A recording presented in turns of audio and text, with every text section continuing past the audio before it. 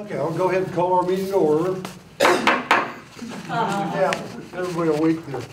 And we have a guest here today, and Brandon is going to introduce our guest. Looking forward to hearing about his life in Forest Park and since Forest Park. And welcome to our Historical Society. Thank you. Brandon, go ahead. Well, I am of the age where this helps me read minutes, remarks that I've prepared. I wanted to just start by making sure that you know a little bit more than you were able to find in the announcement of our meeting today, which has a lot of personal information about him. But I had a personal connection that I thought I would mention by way of introduction here. Eric is the son of a person who was a personal friend at the time he was a child. His father was named Duke Ellis, who worked at the time as a consultant for P&G. When I was just starting out, and P&G was just undertaking to do black-white awareness, it was called. His father was a consultant in that capacity with P&G in the 60s.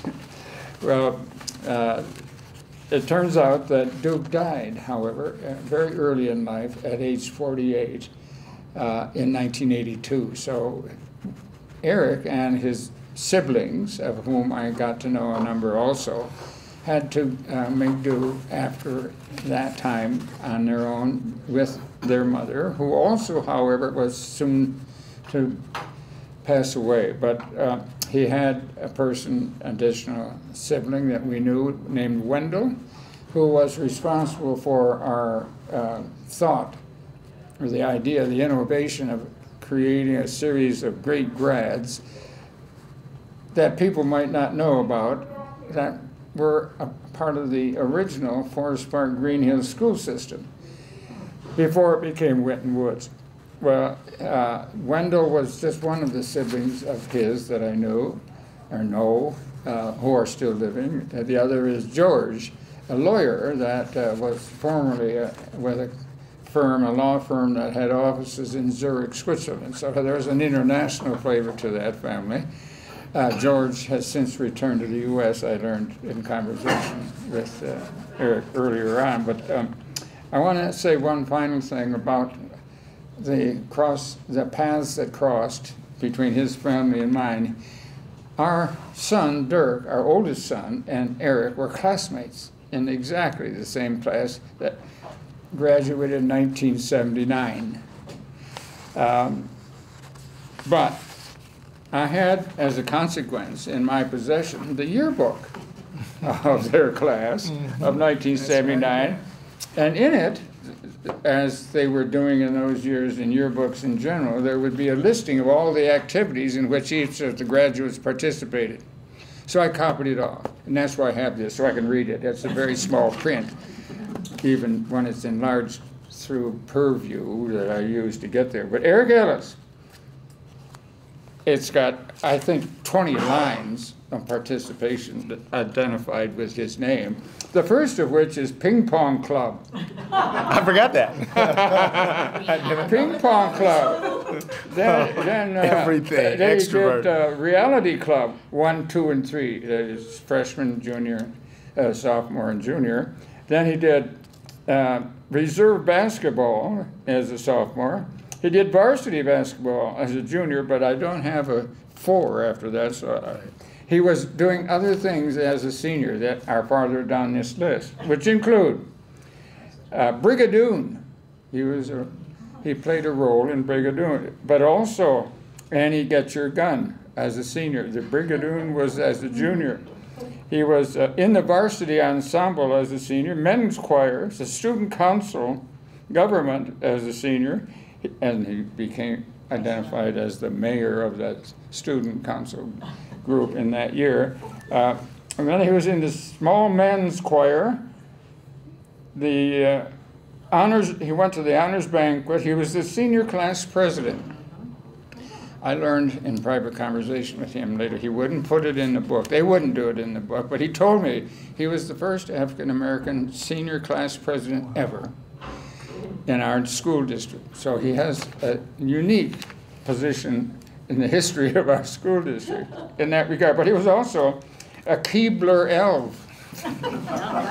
MC. You remember that group? Well, he was in the pep club as a junior. He was the student council, I mentioned that earlier, as a senior. He was a homecoming attendant as a senior.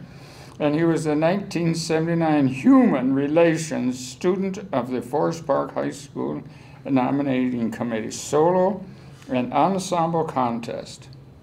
Then he was in the men's choir contest as a senior. Those are his musical credits, which didn't end there. As you will see in the introduction that we sent out, he's not only a singer, he's also a songwriter, but that I leave for him to describe. You're on. Thank you. I was going to say, there goes my talk. That's everything. Nothing left. Well, I'm delighted to be here to talk with you all. I have a great deal of fond memories, both past and present, around Forest Park. This is the community that I consider my community. I grew up here, and there's so many different things that I learned here. We moved to Forest Park when I was in the 8th grade there at Waycross. I'll never forget walking into my house and thinking, we're rich, we're rich. We've got a garage with a rooster on top of it. Oh my God, you know, with a little thing that started, you know. And we had 2 doors, white doors. Before our house in Forest Park, we lived in Skyline Acres, like 3 bedrooms, a 1 flat house. And so I really was so proud when my parents on a Sunday brought me to, as the first kid, to see our house and to walk into the doors and feel so proud to be there in that house in Forest Park. And then I was in the 8th grade and went to high school in 1976. And what I remember about 1976 is a lot of race riots.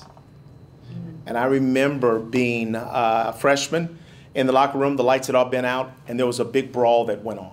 And I just got pushed over something, you know, and I just remembered. And there was the Brooks family, and there was another big family of, you know, and they were fighting with these others in the smoking areas. They would have fights, and I remember that. And so the 3 themes that I've chosen to speak about my experience in Forest Park are building bridges, leadership development, and resilience. Those are the things that I most appreciate from my experience in my growing up in Forest Park. So I was, you know, I played basketball. You know, my dad made me make a decision when I went to high school. You know, you can't play football and basketball. You got to do one sport, and you're too little. So for football, so he made me choose, and I chose basketball. And I was a bench warmer as a freshman. I made a lot of friends, and you know, what I remember about Forest Park are the house parties, and we were the class that was coming through that was going to change things. And so our class was really close with Dirk and Wade Harlan, and we had a lot of people that were really close to each other. And so we just kind of watched the people in front of us. And there were relationships across differences, like Darryl Brown and some of these other athletes that were building relationships, and I was seeing some of that. I'll never forget watching the basketball court be built up at Forest Park. So I was there watching the court being built, you know, that blacktop court. And then I played there all the time, every day. I was the first person at the basketball court. I'd get there at 6 in the morning, and I would work on shots. And I would dream about being in stadiums, and I would make up shots and things like that. And I mean, I like basketball more than I like girls. You know, it's like, I like basketball. And so I was out there all the time, and everybody would come to our neighborhood. And I remember there was a white guy that played all the time with us there. And they were a couple of years older than me. And Hank Pugsley and these guys were probably the class of 77. They were older than me, and they hung out with this white guy. Downey was his last name. And he was a really, really neat guy, quiet guy, didn't mess with anybody. But another black guy sort of picked on him. And down, what's that? Blair Downey? Yeah. From our class. And so Downey was walking away from this guy who was wrongly, a black guy, wrongly talking about him. And so Downey, white guy, he's on a court with all black guys, you know, he walks away. And all of a sudden, I remember seeing this black guy grab a bottle, a beer bottle, and run up behind him. And my heart just jumped into my throat, and he hit him over his head with the bottle. And Downey was such a nice guy that I was just like, this can't happen this way. It's not right. And then Downey did something I'll never forget. He literally turned around like the Hulk. And he started walking back towards this guy. I'll never forget this. Blair? He started walking towards this guy. No, I don't think it was Blair. He's like 6'3", 6'4". And he picked the guy up and dropped him on his head. Oh, wow. And the guy didn't, he started flickering or something like that. And the Puglies grabbed Downey and they rushed him in the car. And I said, is this guy going to die now? It's like, oh my God. But I thought it was justice. You walk up behind a guy and you take a cheap shot, and all he did was this, and he turned around like the Hulkster. And so that's just an indelible memory because I'm such a justice person, and I just didn't believe that this was right, you know, for somebody to go up behind somebody. But then he got, but the guy lived, and so, you know, happily ever after. And I think they might have even gotten back together later on, but I kind of remember those things. And then when I was a senior, I got elected as the first president of a senior class. Now, the way that happened, it was that I think I was a junior when we were running for office or something like that, and I was supposed to give a speech against this other kid, and I didn't make it because our class was at the zoo, so I never made it back to make my speech. And so this guy comes up to me that I was running against. He says, well, it probably would have been competitive if you were here to give your speech. Too bad. I said, okay. And so then and I'm looking at this guy like, what is he thinking? And I get Wade Harlan as my vice president. So here we are, black and white, ebony, ivory. And man, we just take over the school to get votes. And somebody in the teacher's office ended up telling me that I got over 300 and something votes. And I think this kid might have got 5 votes. But then, so it's one thing to win an election. It's another thing to do the job. Yeah, it sure is. And I remember that I was fumbling the ball out of the gate. There were a lot of things that you were supposed to do in the summer before the senior year. And we used to have the festival that would happen every year. And so there were like 3 senior games or 2 games that you had to do. And I didn't get them done. I didn't get there in time enough to get the games. And so they were looking at me. The teachers were like, are you sure, Eric, you can be committed to this? And I was embarrassed, but I was not willing to fail. And so we created some new games. I'll never forget that. I was in shop. I built stuff in the shop. I took 4 years of woodworking. I went to the shop. We built some games.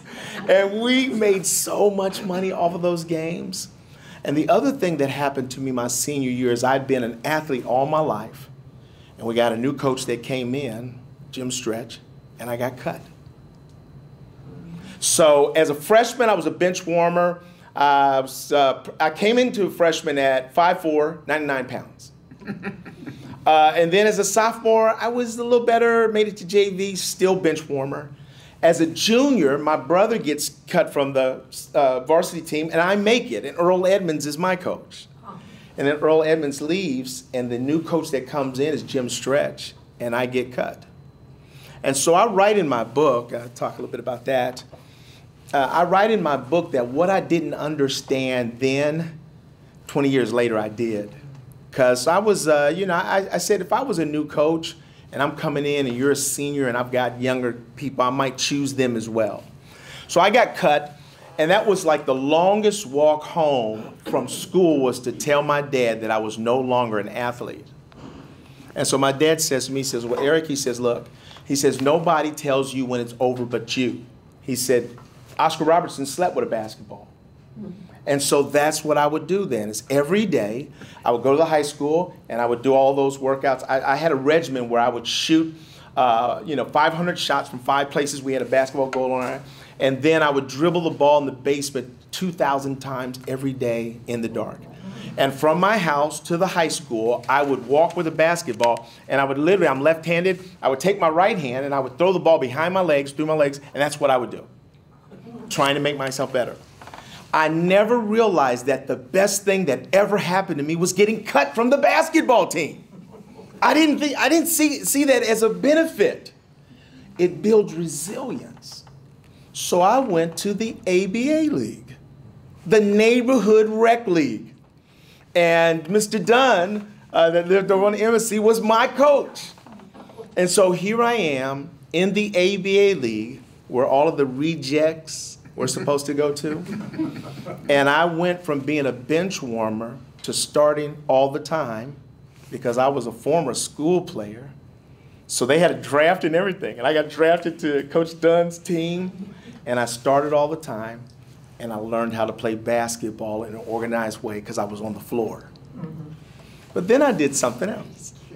Because I was senior class president, I put on a benefit game between the all-stars of the ABA League and the school team. And the administration didn't know what I was doing, like until 2 weeks before the game. And it was like the buzz of the neighborhood. Like the neighborhood rec team was gonna play the school team. And so they were like, they came to me and said, Eric, you gotta shut that down. I said, well, it's a senior class project. Yeah. I can't stop that. And so they let it happen. And Stretch didn't coach their team.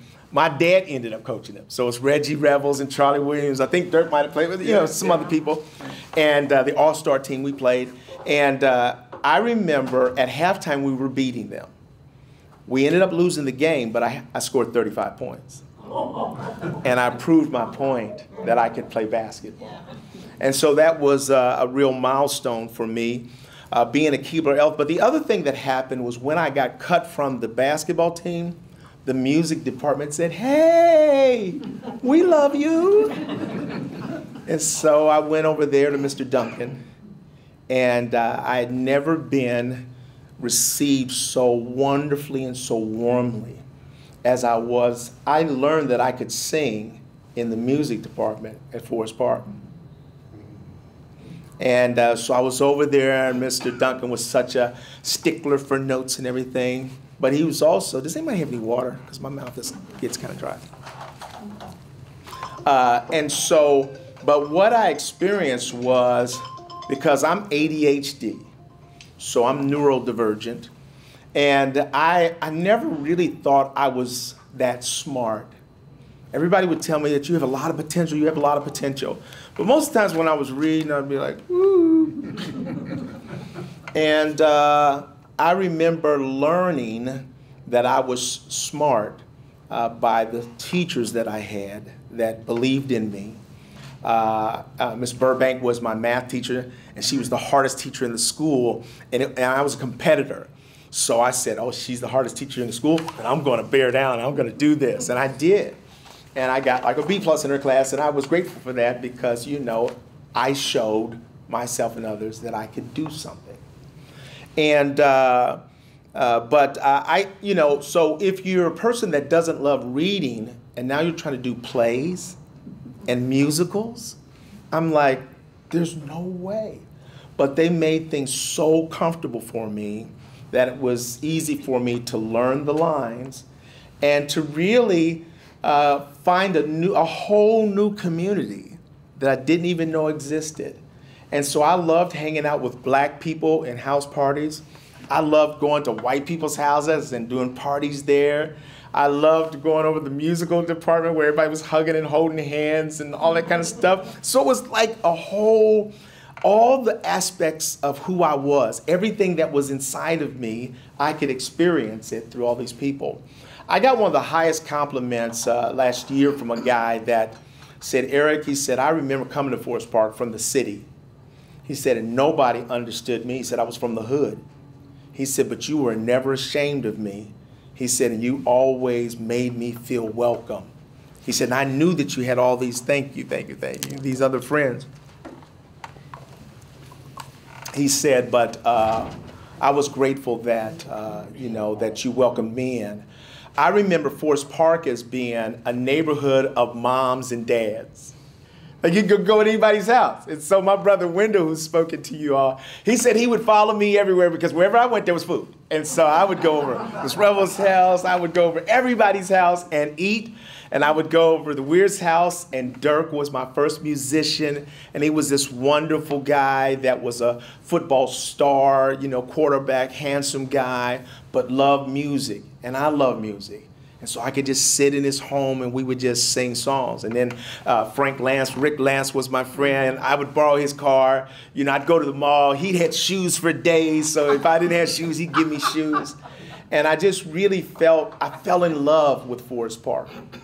And I remember, giving my, I was a Keebler elf my senior year too, and so that was like a big deal, you know, because, everybody knew that Keebler elves were the coolest in the whole school, you know, but now I'm a black Keebler elf, so, you know, I brought some more swag to it, and really just had a wonderful time at Forest Park. I remember for graduation as senior class president, I had to give the speech. And I know my dad was like, he's gonna give a speech. What? And so he was nervous. I mean, I know he was holding his breath and nervous, you know. And but I gave a speech that was emotional, that was moving to me, because I was graduating from a class of people that I absolutely loved. And right now I am president and CEO of Integrity Development. We're a management consulting firm that specializes in diversity, equity, inclusion, belonging consultant. I do work around the world virtually. I do most of my work in the U.S. I've trained major corporations, government agencies, educational institutions. The first place that I ever did diversity work was the CIA. So in 1991, that's the year that I started my business, I was training spies. And so if you're looking for a challenge, you try to create trust in an environment where they lie for a living. I mean, I felt like I got more paranoid working with the CIA than I was, you know, making a lot of difference. And whenever you get like to the level of secret, they try to give you more clearances. Like, hey, you want another level? No, I don't want any other level, you know. And I would tell people when they call me, anybody could be listening in, because it was just that nerve-wracking. They were unhealthy. They were spying on each other. And so I was glad to be done with them. But, Toyota has been our largest client. We've trained over 300,000 employees at Toyota at every plant in North America. So I spent 26 years of training mainly self-described good old boys. Those are my favorite people in the world to train. It's good old boys. I tell people that I've not just trained, probably 70% of the people that I've trained over the last 3 decades have been white guys. I've not just trained them, but I've learned from them. And I've adjusted. When I first started, I thought my job was to be like a diversity ghostbuster. Going to organizations and gun down the racist, sexist, bigoted homophobes, and I'm just in there shooting people. I had a formula. I had a formula that I was going to lose a third of the class because I was going to call them a name. Racist, sexist, going to call them some kind of name. So I was going to lose a third. A third was going to be on the fence, like, I'm not sure if this guy is crazy or sane. But the third I won over, they were going to change the world. So that's the way I was doing this. And then my faith is important to me. I felt like God called me to the principal's office, said, Eric, son, what are you doing? Why are you losing so many people? I'm like, well, God, I'm just doing your will. He said, I didn't tell you to do none of that, you know. So many people blaming me for these old bad strategies. And so I literally, in the 90s, changed my style from blaming and shaming to being more transparent around my own bias, because I believe that bias is a human condition. And then I also moved into a strategy that said that I was going to create environments that were psychologically safe so that people could tell the truth. And what I really learned is that when you stop chasing people, they stop running. I'll never forget, I was doing a workshop and a guy says to me, he says, Eric, he says, white guy, he says, my dad was a grand wizard in the Klan. He said, I've been racist all my life. He said, my daughter got pregnant by a black guy. He said, I disowned her. He said, I put her out of my house as though she didn't even exist anymore. He said she went on and married that black fella. He said, but my wife's a softie. He said, so a couple, years went by, my wife invited the grandbaby over for Thanksgiving dinner. He said, before I knew it, I was hugging her, bouncing her on my knee. He said, then my wife stretched out there a little further, and she invited my son-in-law over for Christmas dinner. He said, Eric, I met him a couple years ago. He said, you know what? He's a better man than I am.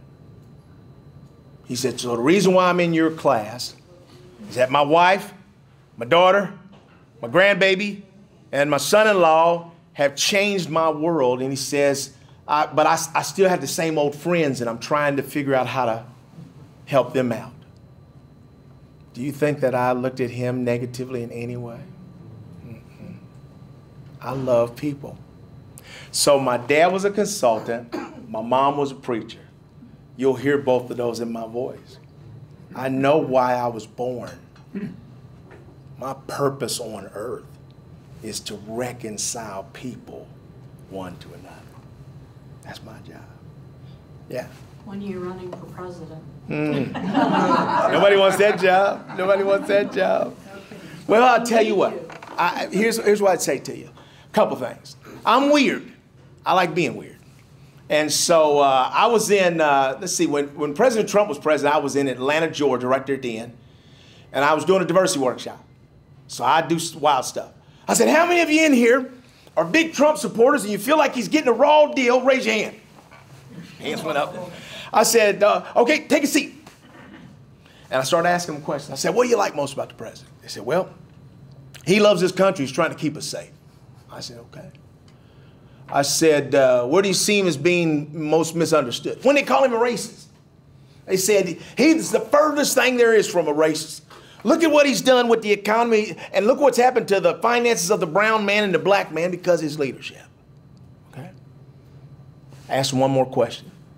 I said, thank you. Thank you. Are we done? I said, yeah.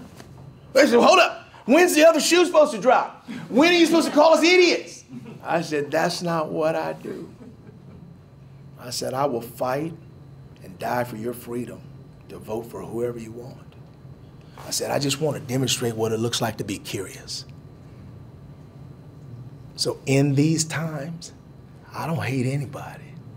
I love Trump voters because they're people too. And what I believe is that we're in trouble.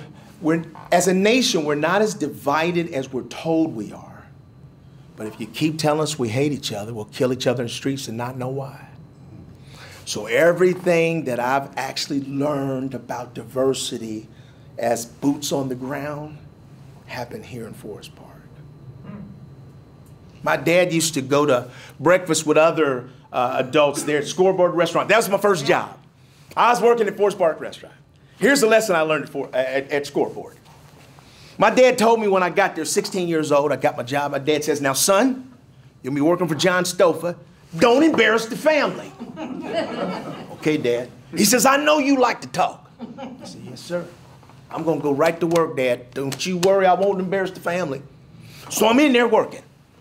But then when the managers would leave, the other folks that were there say, hey, when the managers would leave, what we do is we make triple deckers and we each take turns looking out for the managers to come back. So I started doing that. You know, I'm making triple deckers, all fancy, you know, any kind of sandwich you want to. And I'm looking out the window. But you know what else I'm doing? I'm looking at the clock. Now, let me ask you all a question. How slow do you think that clock moves when you're looking at it? It moves like a turtle. I said, this is killing me, doing nothing and looking out the window. I'm not doing that anymore. So I went back to work. Because what I discovered at Scoreboard Restaurant in Forest Park is that when you work hard, the time flies by. So I still talk, but I cleaned the lettuce off everything. I went to the freezer, stacked up all the stuff. And what happened is I had fun talking with my friends, but when the managers got back, they said, ooh, way to go. And I eventually became a manager. I remember being in the back flipping the burger. I can still flip a burger right now. I can still wrap them up because I learned at Forest Park. But there are just so many powerful lessons that we learn about ourselves. And so right now, the work that I do, I am so thrilled. I would love to do a diversity workshop with President Trump, former President Trump. But I just want to be the last person in the room. They say whoever's the last person in the room, he's going to listen to. That's what I want to be, the last person in the room. Because I believe that diversity, equity, inclusion, belonging, they do not have a credible opponent. It's literally the only pathway to the future.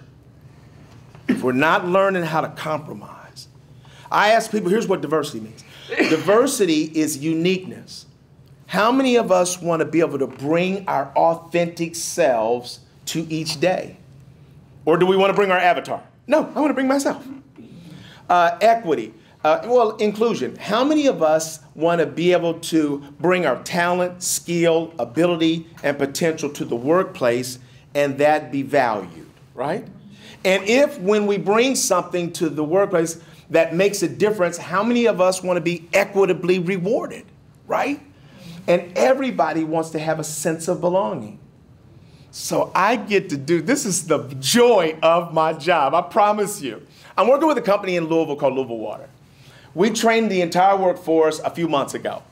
They were all sort of cussing out their managers. I'm not going. This is critical race theory. You know, they were all saying all this. And so they said, Eric, what should we do with the people that are mad? I said, let them be mad. Don't stop that. Let them be free to be mad. Because you know how low that bar is? It's way down there. And then they asked me, Eric, do you think you can jump over that bar? You mean the one way down there of expectations? Yeah, that one. Okay, hold up. Let me back up. And so we train 500 people, mostly Trump voters, mostly people that don't think they want to be there. And the average evaluation is a 4.6 on a 5-point scale. Awesome. And I had people coming up to me, shaking my hand, some crying, some saying, I didn't know what this was. I could use these skills with my wife and with my kids. See, what they don't really know is that you know what my superpower is? My secret sauce, my secret weapon. It's love. That's what it is. Eric, can I interrupt? Yeah. At this point, we're taking a lot of advantage of having you here, but one of the digressions that might occur to people like me is something in the newspaper comes up that says the University of Florida is terminating all DEI positions, and they're not alone, by the way. Mm-hmm. A lot of universities, including Harvard, have people in charge of their hiring that are blaming DEI on the student unrest that's occurring in the country now. And that is, by the way, from a very wealthy donor to Harvard saying he's not going to give any more money if they keep DEI people on the staff at Harvard. You're up against it in the academic community to all appearances, not only Florida State, but Tennessee has terminated a whole board of directors at TCU, TSU. And so it's another facet of civil rights war. Right. So that doesn't throw me at all. Because I know that overreaches inspire and create the opening for change. You see, Putin thought he'd go into Ukraine and make 2 or 3 weeks work of that. Remember that? Yeah. 3 years ago? Not gonna happen. We have to understand that the battle, the war of today is not over our time, it's over our attention. And the way that you get our attention, media, and politicians is through negativity. It should not surprise us that politicians do not value diversity. I ask one question in every speech I ever give. I ask people, what grade would you give Congress, Republicans and Democrats, for working together on behalf of us, the American people? And the crowd yells out, both sides of the aisle, F minus. Yes. So I know who's going to lose. They're not winning this one. Working with these companies, I was working with this company that didn't want to go through diversity, and we did focus groups, so we'll do an inclusion survey, then we'll do focus groups. And so I had a focus group for the black employees. I had a focus group for the women. I had a focus group for the LGBTQ gay community, the neurodivergent community, and I had a focus group for the white guys. And my brother was supposed to do that focus. I said, get out of the way, Wendell. I want this one. And it was these big, tall white guys. There's like 9 of them. They're big and everything. They're going in the room. I said, hey, I want to do a focus group with you guys. I said, first of all, my name is Ellis, and I'm the diversity guy. So that's the first thing I do. I'm just provocative. Like, I'm the diversity guy. The guy you all have probably been dogging out and talking about. I said, but you know what? I said, I know you all think maybe that my job here is to look out for the blacks, the women, gay people. I said, my job is to fight for you too. I said, how many of you guys would say that you get less opportunities to move from union to management than you did 10 years ago? Raise your hand. All the hands go up. I said, how many of you guys in here feel like that if you don't have a college degree, they don't respect your talent and skill? Raise your hand. They raised their hand. I said, but you know whose job it is to fight for you? It's my job. I said, my job is to fight for anybody who doesn't get an opportunity based upon their talent, skill, ability. If they're getting mistreated or ruled out for anything else, then my job is to fight for you. I said, and here's my card. I said, if you ever believe that this thing has gone off the rails, that we're not fighting for you, I want you to hold me personally accountable. I don't fear people who are mad and misinformation. I don't fear that, because love is more powerful than hate. All you got to do, keep loving people, and we can get there. And so as I look at what's happening right now, I know it's misinformation, but there's always some learning that must be done as well. I believe that diversity, if it's not careful, hasn't always made room for conservatives, has sometimes opposed people because of their faith. So I think that there's a liberalism at universities that has to be balanced with being able to make sure that those spaces are safe for conservatives as well. The only post that I put up around what's happening in the Middle East is I put up a post that said, support the innocent. Because my heart is bleeding for people who are dying. I know it's so emotional. I've got Jewish friends and Palestinian friends. As bold as I am, when I talk to my Palestinian friends, I only empathize with their point of view. When I talk to my Jewish friends, I only empathize with their point of view. I don't have standing to try to weigh into that. But if somebody asks me a question, then my answer will be love. And so I'm so grateful. I was in a company one day, and I was remembering that my mom said that she had dedicated all 5 of her kids back to God as preachers. And I'm in a company, I'm laughing about my mom. I'm saying, nah, ha, Mom, I'm nobody's preacher. And then I heard God say, well, this is the ministry that she prayed for. And I was doing speaking at a national conference in Savannah, Georgia. And I remember right before the conference, I was complaining to God, saying, God, when are they going to put me in a big room, so more people can hear me?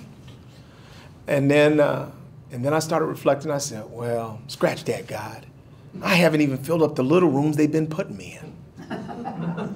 I said, I've only sold 2 or 3 books at most of these events. And so I started to make myself small again. And last year in Savannah, Georgia, I had a room that held 500 and I had 750 people in there. And the sound that I like, there are 2 sounds that I love to hear. I love the sound of laughter. And so in the crowd, there was just rip-roaring laughter.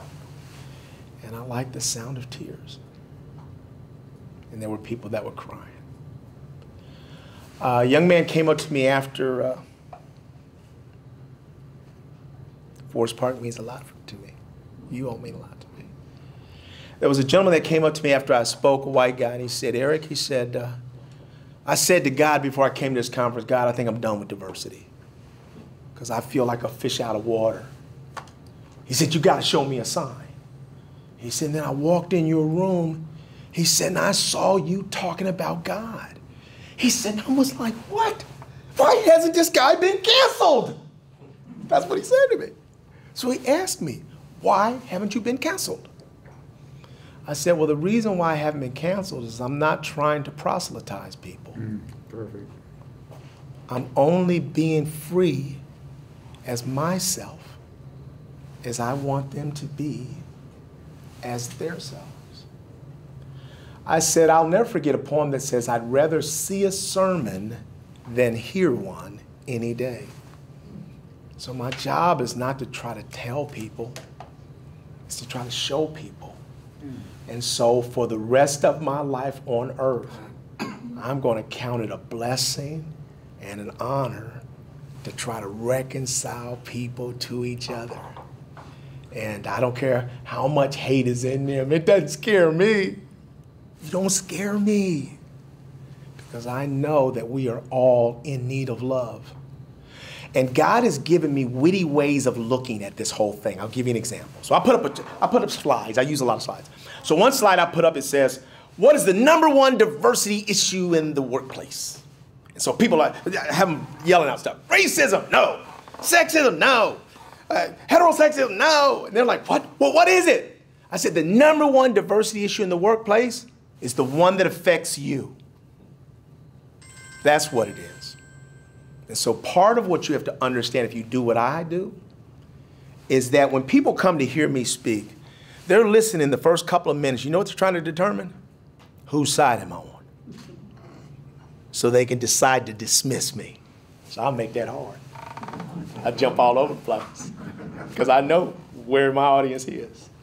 We have a time limit here, but That's right. I also have a token of a way to thank you for the blessing you have been to us. I want you to remember the school you came from, which is no longer the same school. It's a new school. But we'd like all of our special speakers, like yourself, to remember us with a gift.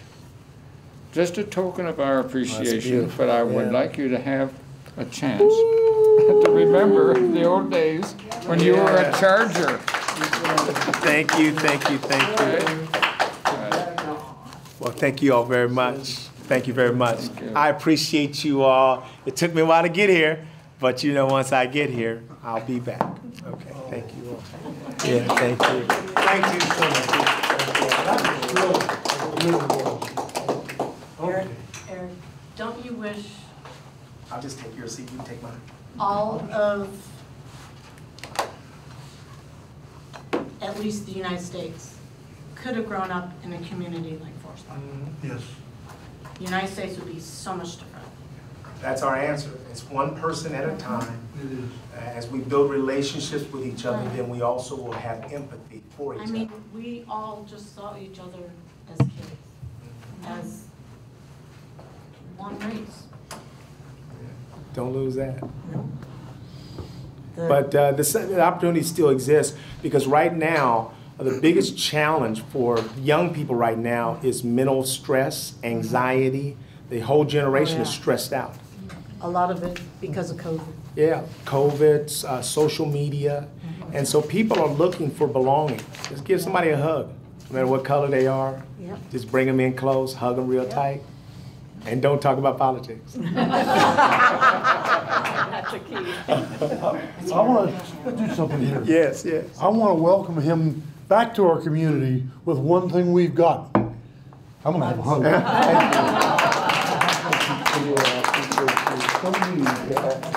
That's what we've got here is we hug each other in this community.